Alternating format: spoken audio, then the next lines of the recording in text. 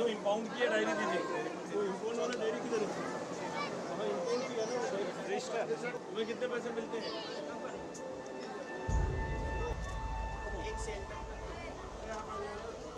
दिल्ली के शहरी विकास मंत्री आशीष सूद सराय काले खां पर बने 5 रैन बसेरों के औचक निरीक्षण के लिए पहुंचे।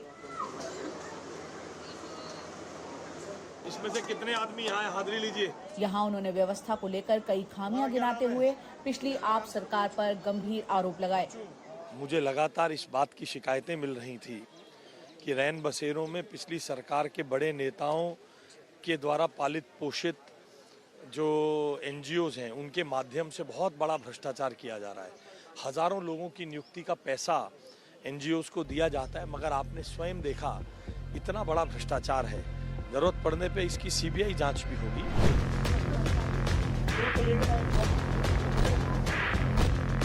मंत्री के इन आरोपों पर हमने आम आदमी पार्टी की प्रतिक्रिया जाननी चाहिए, लेकिन रिपोर्ट लिखे जाने तक हमें कोई जवाब नहीं मिला। आज भी दिल्ली में सैकड़ों बेघर गर्मी, सर्दी, बरसात में खुले आसमान के नीचे सोने को मजबूर हैं। लेकिन कुछ ऐसे भी हैं जिन्हें अपना घर न सही लेकिन शेल्टर होम्स के जरिए सिर पर छत मिल पाई। लेकिन इन आश्रय गृह में किस हाल में लोग रहते हैं, ये जानने के लिए हम सराय काले खां और निजामुद्दीन में बने कुछ शेल्टर होम्स पहुंचे। तो दिल्ली के मंत्री आशीष सूद जो शहरी विकास मंत्री हैं, वो अभी शेल्टर होम जो कि सराय काले खां में है उसका औचक निरीक्षण करके गए हैं और उन्होंने पाया कि कई तरह की अव्यवस्था यहाँ पर देखने को मिली है। अब वो यहाँ से जा चुके हैं, कोई भी सरकारी अधिकारी अमला यहाँ पर मौजूद नहीं है। यहाँ अब हम लोगों के बीच जाते हैं, जानते हैं उनकी राय कि किस तरह की स्थिति जो है रोजमर्रा में वो यहाँ पर रहते हैं और क्या वाकई में बहुत परेशान है या तमाम सुविधाएं उनको मिलती हैं। मैडम, आप यहाँ पर कब से रह रहे हो? क्या नाम है आपका? हम बहुत साल से रह रहे हैं। क्या नाम है? मैं राबिया नाम। यहाँ पर क्या क्या आपको मिलता है रहने के लिए, खाने के लिए? क्या क्या क्या मिलता सब मिलता। सब मिलता है। और कौन कौन है यहाँ पर आपके साथ? हमारे साथ हमारा आदमी है, बच्चे। यहाँ पर कहाँ अंदर रहते हैं? हाँ, अंदर रहते हैं, बाहर भी सो जाते हैं, अंदर भी सो जाते हैं। तो जब अंदर व्यवस्था है सोने की तो बाहर क्यों सोते हैं? अरे तो पब्लिक कितनी भरी है, अच्छा, जगह नहीं है अंदर, सो जाते हैं। खाने को मिलता है कुछ? नहीं, कुछ भी नहीं लेके आते हैं, वो दाल रोटी लेके आते हैं बस। तबीयत ठीक नहीं है? दवाई मिलती है? हाँ मिलती है, दवाई वहाँ चलाते हैं। जब बारिश यहाँ पे आती है तो बारिश का पानी वानी जमा हो जाता है? अंदर तलुक तो भरता है पानी। अच्छा। रात को जब बारिश होता है तो पानी जाता है तो हमारा सामान जो बेड के नीचे होता है तो गीला हो जाता है। तो फिर हम सुबह सुखवाते उसको धूप में रख के, फिर पानी, रात को सो नहीं पाते, सामान जो अंदर बिस्तर रहता सब गीला हो जाता है। हमें 35 महिलाएं हैं, 35 जेंट्स हैं। तो वो सब इसी रूम में रहते हैं? हाँ, इसी में रहते हैं। कूलर वूलर लगे हुए हैं, फैन लगे हुए हैं, और यहाँ डेली की सफाई होती है या नहीं? यहाँ सफाई होती है? हाँ, डेली की। कौन लोग करते हैं सफाई? सफाई कर्मचारी।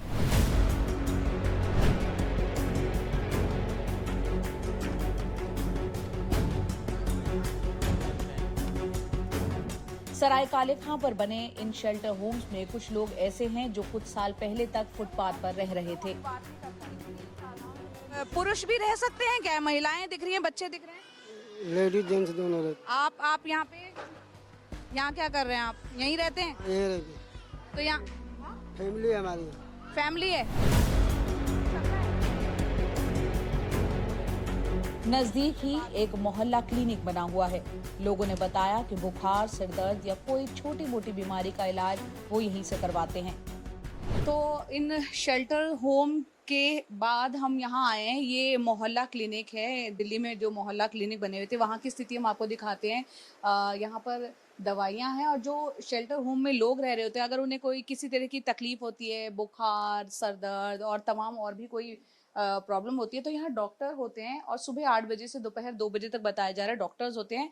और यहाँ एक बार कंडीशन हम अंदर की देखते हैं किस तरह से रहती है। और ये देखिए आप, ये क्लिनिक यहाँ पर चलता है संडे को छोड़ के, 6 डेज ये रहता है।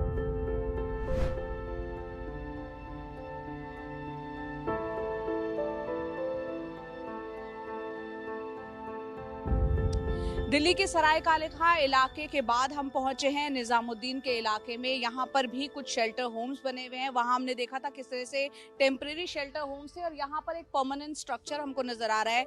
यहाँ क्या स्थिति है अंदर से वो आपको हम दिखाने की कोशिश करेंगे।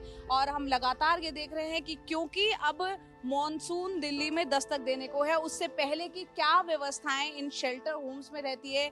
यहाँ पर कई परिवार रहते हैं, बच्चे इनमें छोटे छोटे रहते हैं। वहाँ की जमीनी हकीकत क्या है वो आपको हम कैमरे के जरिए दिखाने की कोशिश करेंगे।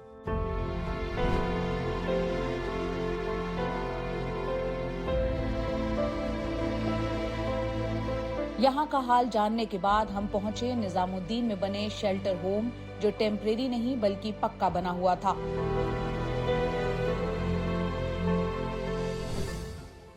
तो निजामुद्दीन के रैन बसेरे में हम अंदर आ चुके हैं और यहाँ हम बोर्ड पे देख रहे हैं आश्रय गृही दिल्ली शहरी आश्रय सुधार बोर्ड दिल्ली सरकार, ये बोर्ड लगा हुआ है।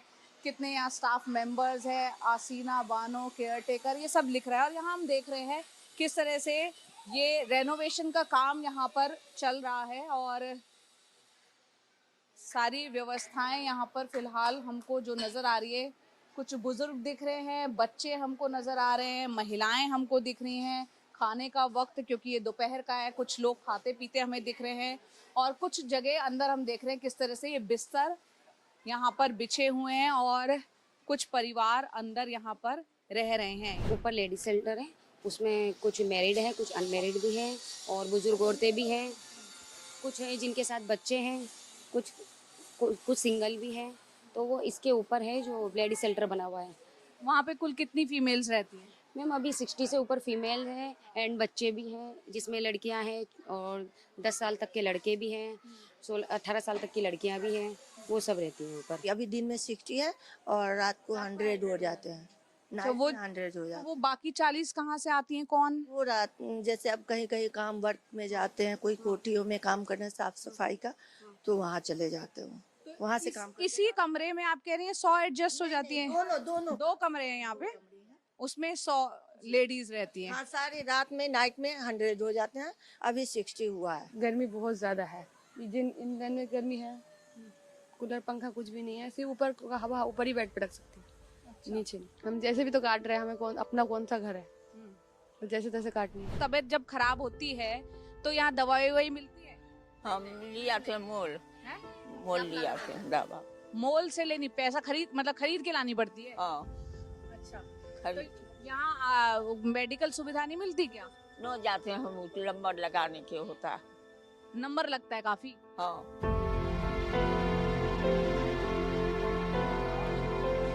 दिल्ली में 2011 की जनगणना के मुताबिक बेघर लोगों की आबादी करीब 47,000 के आसपास है।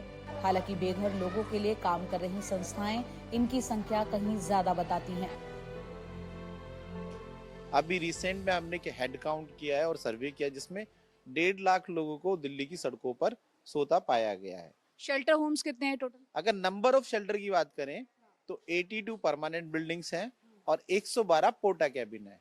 तो इनमें अगर हम स्पेस सोने के लिए बात करें, जी आप देख रहे हैं बंक बेड है, बंक बेड के हिसाब से इसका नंबर जो है बहुत बड़ा है, बोलते 300 लोग आ सकते हैं। लेकिन वो 50 स्क्वायर फीट पर पर्सन स्पेस की बात करें तो उसके हिसाब से 85% स्पेस कम है शेल्टर के अंदर लोगों को सोने के लिए। और ये कोई ऐसा वोट बैंक नहीं है कि सरकार इनकी चिंता करे। देखिए, सुविधाएं पूरी नहीं है, आप देख रहे हैं चादर भी नहीं है कई जगह पे, और बुनियादी सुविधाओं की बात करें तो पानी और स्वच्छ हवा, ये सब चीज ये नदारद है कहीं ना कहीं। खाना जो आता है इनके लिए, खाने में क्वालिटी वो उसका चेकिंग नहीं होता है। तो चेक एंड बैलेंसेस जब तक नहीं होगा, मॉनिटरिंग इवैल्यूएशन नहीं होगा, चीजें ठीक से नहीं चलेंगी।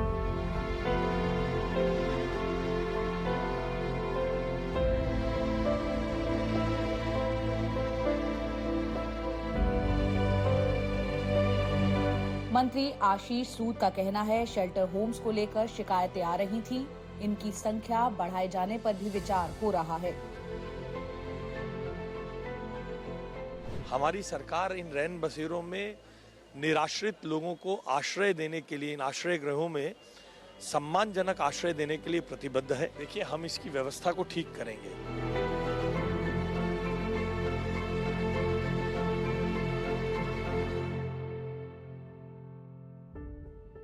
हर किसी का सपना होता है कि अपने सर पर एक उसकी छत हो, लेकिन बहुत लोगों के वो सपने पूरे नहीं हो पाते, साकार नहीं हो पाते, और वो कहलाते हैं कई लोग सड़कों पर जो नजर आते हैं बेघर। ऐसे ही होमलेस लोगों की क्या स्थिति, बेघर लोगों की क्या स्थिति दिल्ली में है, वो जांचने देखने के लिए हम पहुंचे हैं दिल्ली के अलग अलग इलाकों में। आज सुबह हम पहुंचे थे सराय काले खां, वहां पर कुछ शेल्टर्स बने हुए थे, उनको हमने जांचा परखा, और अब हम पहुंचे निजामुद्दीन। इस वक्त जो हम देख पा रहे हैं उसके बाद यही कह सकते हैं कि दिल्ली में जो बेघर लोगों की संख्या है वो बहुत ज़्यादा है, जो कि तमाम एनजीओज बताते हैं 1.5 से 2 लाख के बीच, लेकिन रहने के लिए जो उनकी व्यवस्था है वो नाकाफ़ी साबित होती है, और उसमें जो मिलने वाली सुविधाएं हैं वो भी सरकार को कहीं ना कहीं बढ़ानी होगी। एक बड़ी चुनौती एक नई सरकार जो जिसे आए हुए अभी 4 महीने हुए हैं, दिल्ली सरकार के सामने इन होमलेस लोगों के व्यवस्था को और दुरुस्त करने की एक बड़ी चुनौती उनके सामने है। कैमरा पर्सन पूजा आर्या के साथ दिल्ली से मैं जया कौशिक, एनडीटीवी इंडिया के लिए।